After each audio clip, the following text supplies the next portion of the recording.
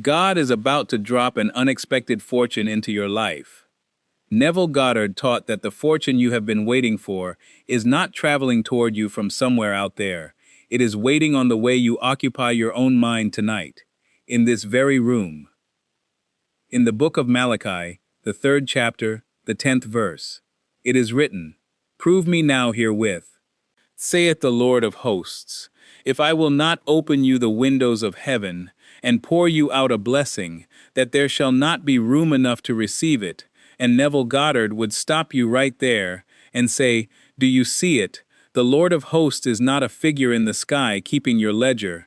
The Lord of hosts is your own I am, the very awareness that has been reading these words. And the windows of heaven are not somewhere above the clouds. They are the windows of your own imagination, and they open only one way, from the inside, by the way you dare to assume. So when you have been begging a distant God for money, and waiting on some outer door to open, you have had the whole mechanism backwards. The blessing already exists, so much of it that there is not room enough to receive it. And the only thing that has ever stood between you and it is your own refusal to occupy the feeling of already having received. Say it with me. I am the one already living inside this unexpected fortune. I am feeling its arrival now as a settled fact. Imagination creates my reality. Again, I am the one already living inside this unexpected fortune. I am feeling its arrival now as a settled fact. Imagination creates my reality. And if you would like tomorrow's teaching to find you the way this one has found you, simply subscribe, so it can reach you gently, right on time. If something in you just went quiet and settled as you said those words, type the 2 words "it's done" in the comments below, and let it be your seal.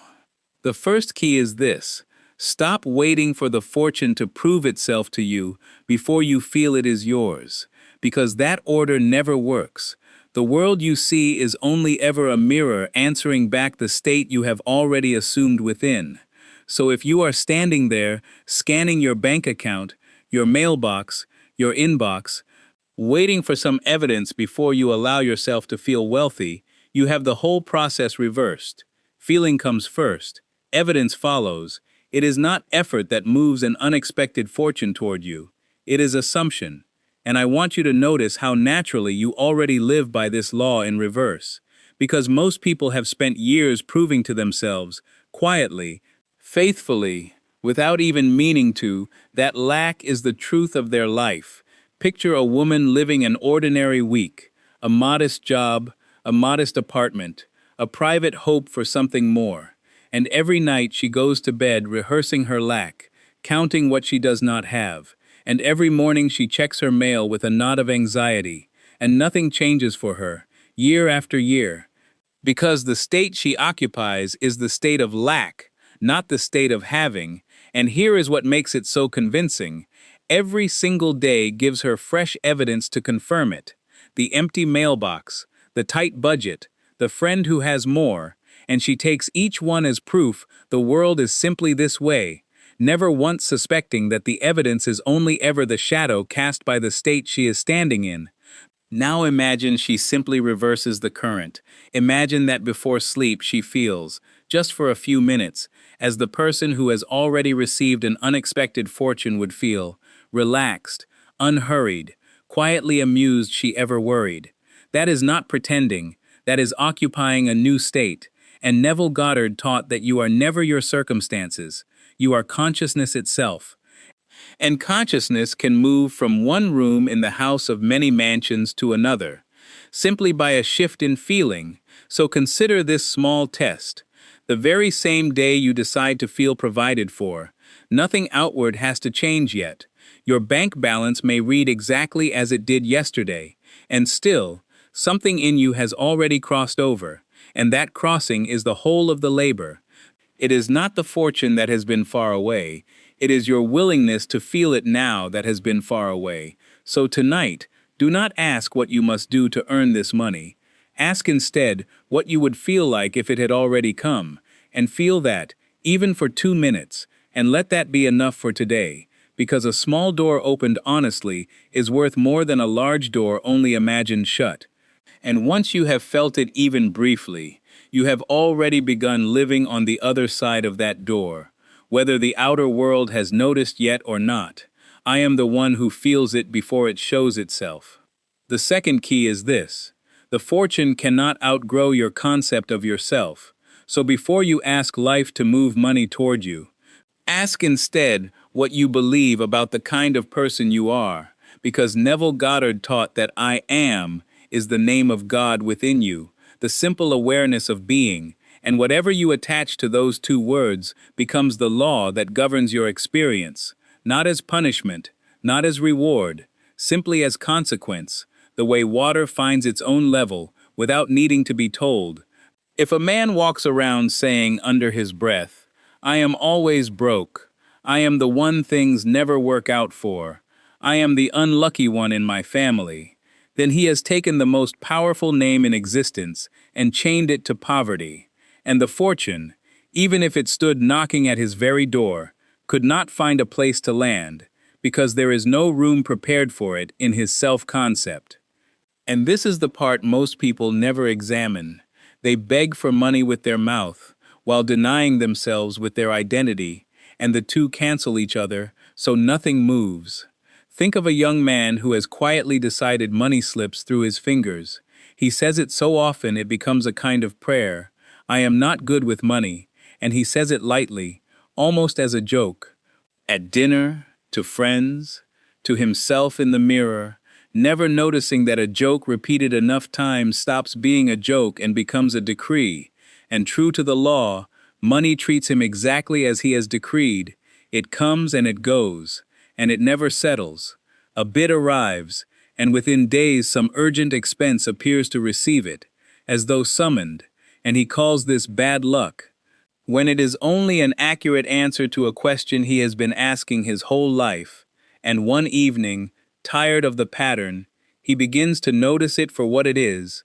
He begins to understand his own sentences have been building his walls, brick by careless brick, and he starts, quietly, without telling anyone, without making an announcement of it, to change the sentence. He begins to say, I am the one money flows to easily.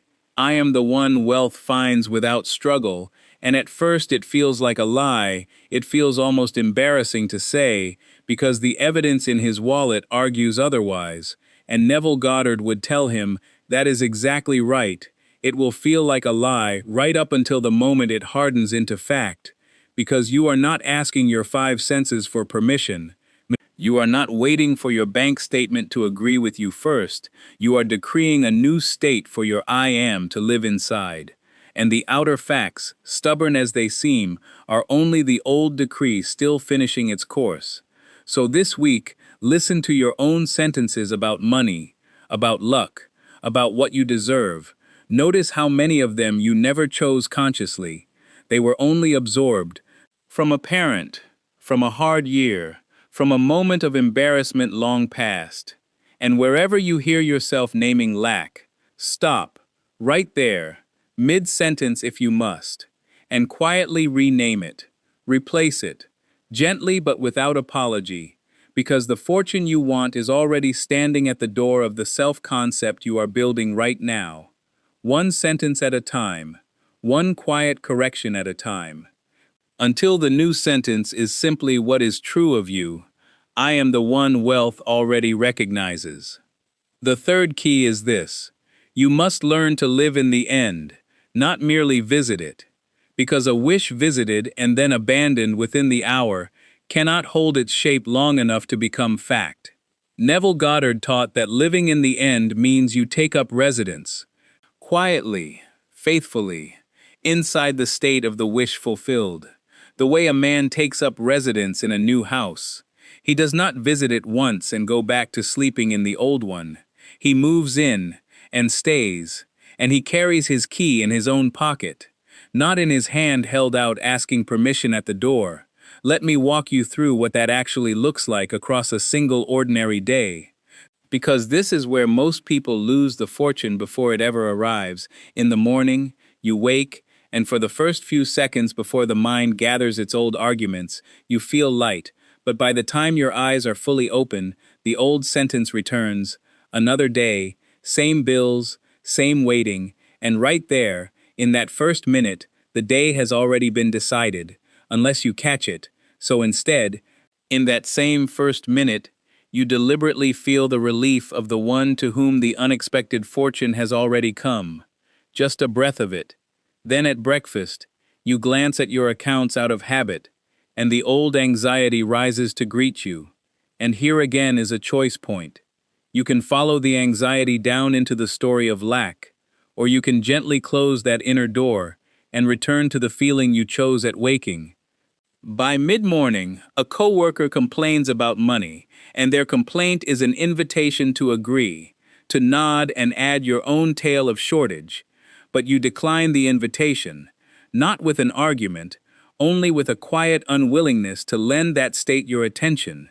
By afternoon, an unexpected bill arrives, exactly the kind of thing that used to convince you fortune was elsewhere, and now it does not have the same grip.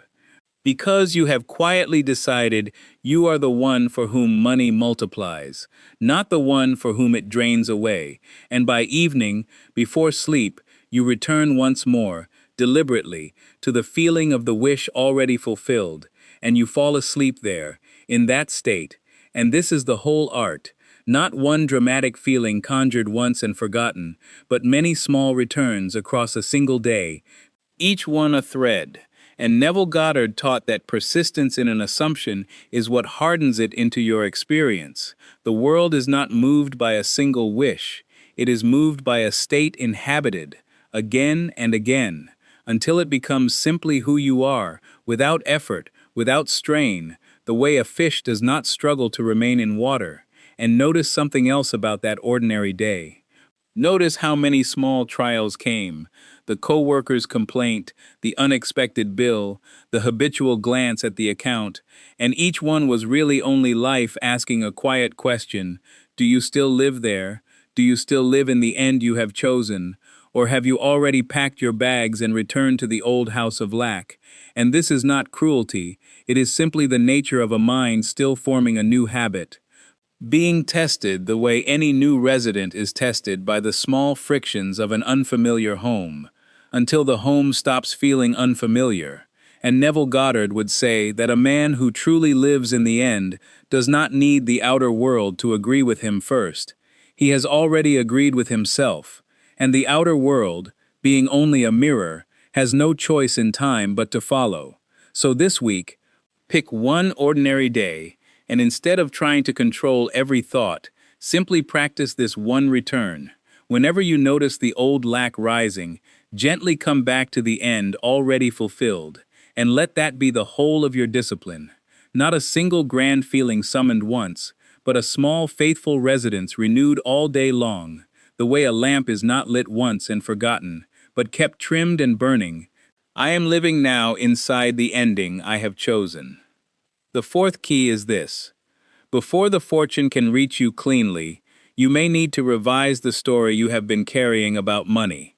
Because Neville Goddard taught that revision, the act of reliving a scene as it should have gone rather than as it happened, is one of the most practical tools you have. And most people are, without knowing it, keeping their fortune locked outside the door by rehearsing old financial wounds every single day. Think of a moment when money embarrassed you, a bounced check, a bill you could not pay, a gift you could not afford, and notice how often you replay that memory, not to learn from it, but simply because it has grooved a path in you. And every replay is a rehearsal. And every rehearsal is a prayer said backward.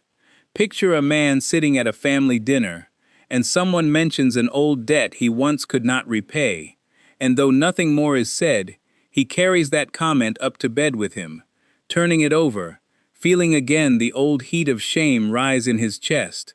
And he does this so often, without ever noticing, that the feeling has become a kind of furniture in his evenings. And Neville Goddard would say that man is not simply remembering, he is building, night after night, brick by brick, the very lack he says he wants to leave, because imagination does not know the difference between memory rehearsed and reality lived.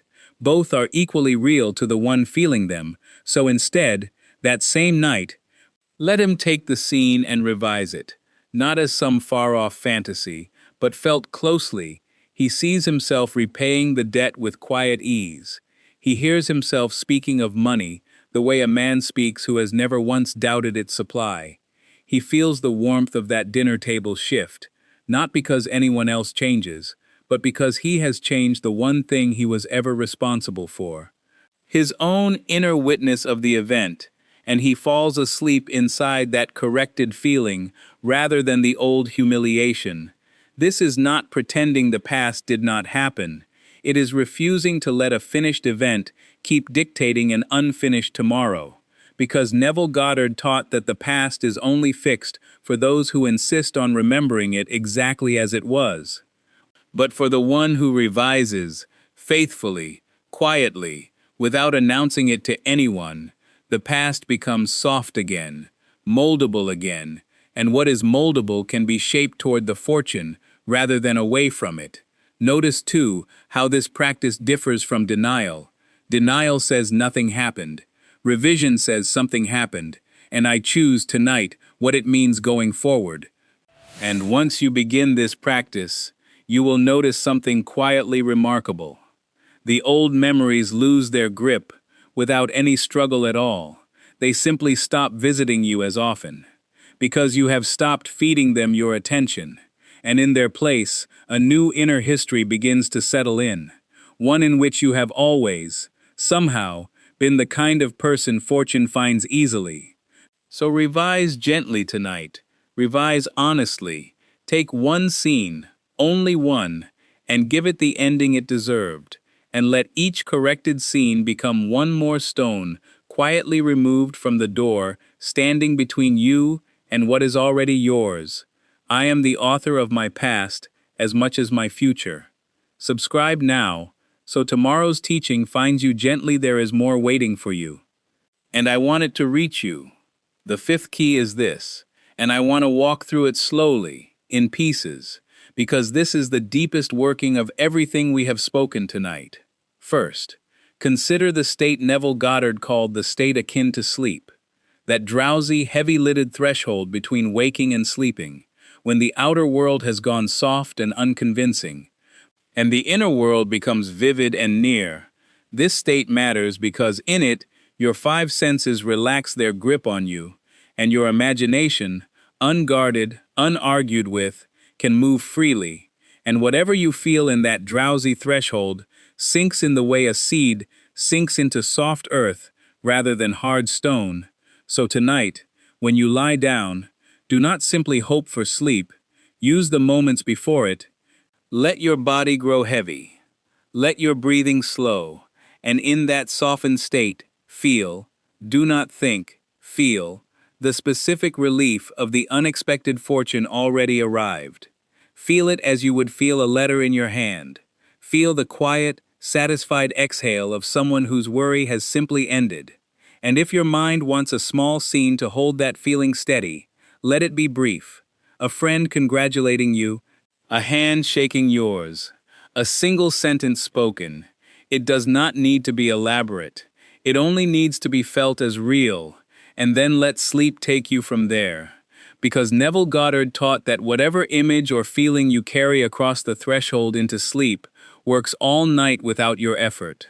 The way a seed planted at dusk continues growing while you dream, unattended, silent, certain. And here is why most people miss this entirely. They save their feeling for the daylight hours, when the mind is busiest, most argumentative, most loyal to the evidence of the senses, and they let the drowsy threshold pass by unused, night after night, like a door left open that no one ever walks through. So consider a man who has repeated this same evening for years. He watches something to tire his mind. He scrolls until his eyes grow heavy, and he falls asleep still holding the day's worry in his hands. And then he wonders why his nights never seem to change his mornings. But the moment he begins, even briefly, even imperfectly, to feel the wish fulfilled in that soft threshold instead. Something in the pattern of his life begins, quietly, to loosen. Second, consider this teaching that everyone you meet is you, pushed out, projected, encountered again as if from outside. And I know this sounds strange the first time you hear it, but sit with it, because it changes how you expect this fortune to arrive. You may be imagining it arriving through a single obvious channel, a raise, a lottery, a large check in the mail. But Neville Goddard taught that the outer world, including the people in it, is simply consciousness objectified, so the fortune may arrive through a phone call from someone you have not spoken to in years, an offer that seems to come from nowhere, a stranger's unexpected kindness, a door opening through a person you never would have guessed, because that person is also you. But pushed out, picture a man who spent months certain his fortune could only come through his employer, through a promotion he kept begging for in his thoughts. And while he strained toward that single door, an old classmate he had not thought of in a decade wrote to him about a small investment from years earlier that had quietly multiplied, and it was not the door he had been watching, and yet it was still his own inner state, finding its way out through a face he never expected to see again. And if you have done the inner work of assuming the feeling of the wish fulfilled, you do not need to know or control which face the fortune will wear when it arrives. You only need to trust that the state you occupy within will find its reflection somewhere in the great mirror of your world. And this should relieve you of a heavy burden, the burden of having to engineer the how. You were never responsible for the how. You are only responsible for the feeling. The how belongs to a wisdom far more inventive than the reasoning mind. Let it surprise you. That is, after all, the very shape of the word unexpected. Third, and this is the piece that ties the others together, you must understand you are never, in truth, the state you are passing through. You are the one who passes, the awareness, the I am, moving from room to room in a great house of many rooms. And lack is only one room among many. Fear is only one room. Worry is only one room. And you have simply been living in those rooms so long you forgot you were ever free to leave them. But the fortune room, the room of ease, of arrival, of unexpected provision, has been standing in that same house the entire time. Its door never locked, only unvisited. And Neville Goddard taught that the whole of spiritual practice is simply this: learning to walk from one room to another by an act of imagination, held with feeling, not by struggling to renovate the room you are currently standing in. So stop trying to argue lack into looking like plenty. Simply walk, in feeling, into the other room, and stand there, and breathe there, until it is no longer strange to you, until it feels, simply, like home. Because once a room feels like home, you stop announcing you are there. You simply live there, quietly.